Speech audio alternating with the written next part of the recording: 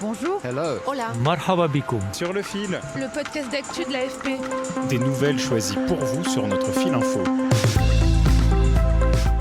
Lundi, le président du Salvador, Nayib Bukele, qui se dit fan de Donald Trump, a proposé aux États-Unis d'accueillir des migrants expulsés par les États-Unis, mais aussi les éventuels criminels issus de gangs, quelle que soit leur nationalité. Nous vous proposons une plongée dans le système carcéral au Salvador et la guerre de Bukele contre les gangs dans son pays. Ces bandes, ou maras en espagnol, avaient peu à peu pris le contrôle de quartiers entiers. Leur business, l'extorsion, les enlèvements, le trafic de drogue. Pour les combattre, le gouvernement Bukele, au pouvoir depuis 2019, impose l'état d'exception et selon les ONG de défense des droits humains, multiplie les arrestations arbitraires. Le symbole de cette guerre, c'est une méga-prison construite non loin de la capitale, le centre de confinement du terrorisme, ou CECOT, qui peut accueillir jusqu'à 40 000 détenus. C'est la moitié de tous les détenus français en 2024. Je vous propose une visite avec mes collègues du bureau de l'AFP à San Salvador, Oscar Batres et Camilo Friedman. Un épisode préparé avec Micaela Cancela-Kiefer. Sur le fil. J'ai souffert, j'ai perdu ma famille. Qu'est-ce qu'on n'a pas perdu en prison? Et aujourd'hui, on se retrouve dans une prison de haute sécurité et on sait qu'on n'en sortira plus. Marvin Medrano a 41 ans, il purge une peine de 100 ans pour 2 meurtres. Sur son torse tatoué, on peut lire MS, les initiales de Mara Salvatrucha, son gang. Le centre de confinement du terrorisme, ou CECOT, est situé à 75 km au sud-est de la capitale, San Salvador. Et quand mes collègues l'ont visité, il hébergeait, selon les autorités, 15 000 pandilleros appartenant essentiellement à la Mara Salvatrucha et au gang Barrio 18, Barrio 18. À partir des années 90, ces 2 gangs ennemis ont semé la terreur au Salvador. Mon collègue, Oscar Batres, et toute sa famille ont vécu cette période difficile, comme beaucoup de Salvadoriens. J'ai été moi-même victime d'extorsion et j'ai dû fuir 3 fois l'endroit où je vivais parce que c'était devenu insoutenable pour moi et pour ma famille. Et j'avais un petit garçon. J'ai dû faire très attention parce qu'il allait déjà à l'école. Et ma femme, qui est institutrice, travaillait loin de la maison. Et ça a été tellement loin qu'ils ont été jusqu'à me dire un jour comment ma femme était habillée et jusqu'à me décrire l'uniforme de mon fils pour me prouver que nous étions tout le temps surveillés, moi et mon épouse.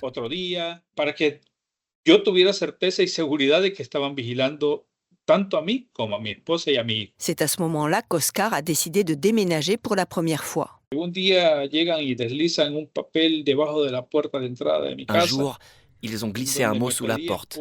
Ils ont exigé une somme d'argent pour ne pas faire de mal à ma femme, à moi et à ma famille. Cette même nuit, on a décidé de fuir dans un nouveau quartier.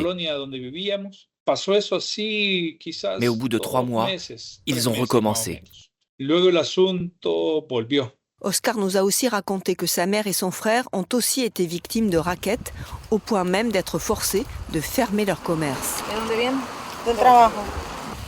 Nayib Bukele s'est donc fait élire en 2019 avec une priorité, leur déclarer la guerre. Et il s'est exécuté en déclarant l'état d'exception en 2022, rendant possible des milliers d'arrestations sans mandat. Quelques 83 000 membres présumés de gangs ont été arrêtés au cours d'opérations de policiers et soldats. On écoute Gustavo Villatoro, ministre de la Justice. Nous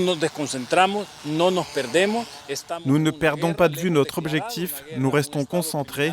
Nous avons déclaré la guerre à un État criminel de terroristes et cela implique de mener tous ces types d'opérations. Mais revenons à la méga-prison.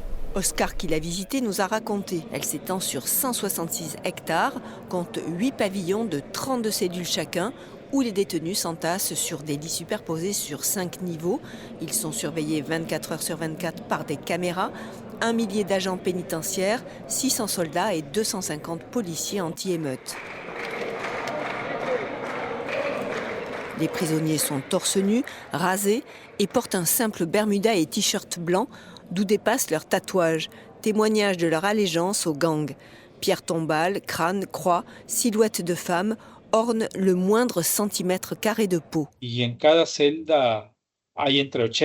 Dans chaque cellule, il y a 80 à 100 pandilleros. Ils dorment sur des lits en acier sans matelas. Ils ont juste un drap pour se couvrir. Il y a une sorte de bassin où ils prennent l'eau pour se laver le matin et l'eau pour boire. L'eau pour boire est stockée dans un baril. Ils le remplissent chaque jour. Ils n'ont droit qu'à 30 minutes d'exercice quotidien par jour en dehors de la cellule. Sinon, ils n'en sortent pas.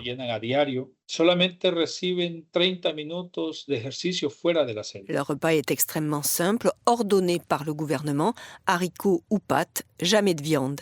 Ils ont aussi interdiction de parler, sauf à voix basse. Ils n'ont pas le droit au livre et certainement pas à la télévision. Il n'y a pas de télévision. Et c'est un peu honteux. Il y a un WC à la vue de tous. Imaginez, une seule toilette pour 100 personnes. Ils mangent avec les mains, n'ont pas de couvert et ont une assiette jetable pour manger. Il est hors de question qu'ils puissent en faire des armes. La sécurité est ultra stricte pour qu'ils n'aient aucune opportunité de se révolter.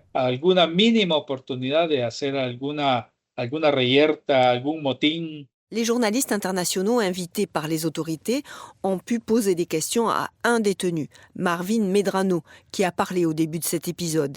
Il faut le préciser, le détenu a été choisi par le directeur qui a assisté à l'entretien. Ce membre du gang MS-13 a osé critiquer les opérations policières tout en faisant son mea culpa. En tant que membre d'un gang, je ne suis pas d'accord avec ce qu'ils font.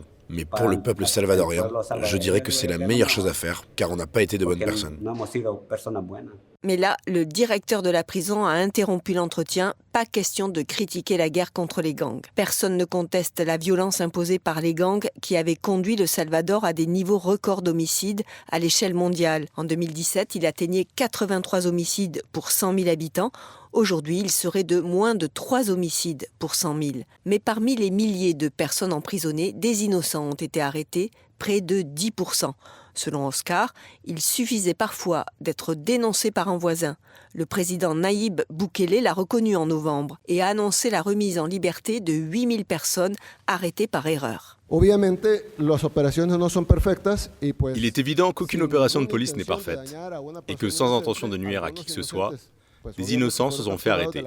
Comme cela se produit en France, en Allemagne, au Japon et dans tous les pays du monde. Nous avons déjà libéré 8000 personnes et nous allons libérer 100% des innocents. Les ONG, elles, parlent de dizaines de milliers d'arrestations arbitraires. On écoute Irene Cuellar d'Amnesty International. La plupart des prisonniers sont en détention préventive sans avoir eu droit à une audience pour se défendre. Le système judiciaire est complètement aux ordres, les preuves ne sont pas examinées, il n'y a pas d'accès à une défense légale. La plupart des gens sont représentés par des avocats de l'État commis d'office qui ont 500 dossiers en même temps.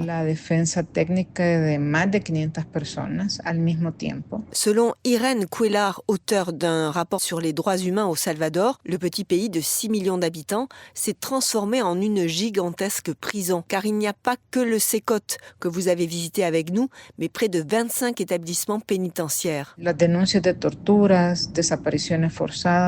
Les plaintes pour torture, disparitions forcées, traitements cruels et inhumains dans les prisons sont constantes. Et le nombre de morts en détention continue à augmenter.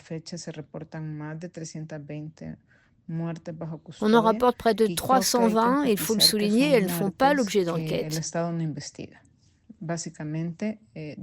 Quand on en était à un peu moins de 150, le procureur général a dit qu'il allait classer ses affaires, qu'il n'y avait pas d'enquête à conduire. El fiscal general de la República dijo que iba a archivar los expedientes porque no había nada que investigar. On est dans un état policier où n'importe qui peut être arrêté et disparaître dans le système pénitentiaire sans que la famille ne le sache pendant des années. Le prix payé pour ce supposé modèle de lutte contre la violence et la criminalité, c'est des dizaines de milliers de vies détruites, des familles écartelées. Bukele, il faut l'admettre, reste très populaire auprès de nombreux Salvadoriens qui peuvent désormais sortir le soir ou voyager à l'intérieur du pays sans peur, selon Oscar. Il a été réélu en 2024 avec plus de 80% des suffrages. Mais pour Amnesty International, ce modèle n'est ni acceptable ni viable à long terme. Cette stratégie ne prévoit rien pour réinsérer les personnes ou s'attaquer à la racine des problèmes de violence ou de criminalité. La naissance des pandillas, elle, est liée à la marginalisation et au manque d'opportunités, un tissu social appauvri. Il est urgent d'investir dans l'éducation, l'emploi, des espaces sûrs pour des jeunes. Pour Irene Cuellar, la violence a donc en quelque sorte changé de camp. Elle était le fait des gangs et relève désormais de l'État, qui, à sa manière, peut aussi, via sa police et son armée, abuser des citoyens, y compris ceux qui s'opposent à certains de ses projets d'infrastructure. Bukele, lui, est fier de son modèle. Sur X, il a assuré lundi qu'il pourrait s'occuper des criminels dont les États-Unis ne voudraient plus, pour un tarif, je cite, modeste, qui lui permettra de financer son propre système carcéral. Sur le fil revient demain. Merci beaucoup de nous avoir écoutés. N'hésitez pas à vous abonner. Je suis Emmanuelle Bayon. À bientôt.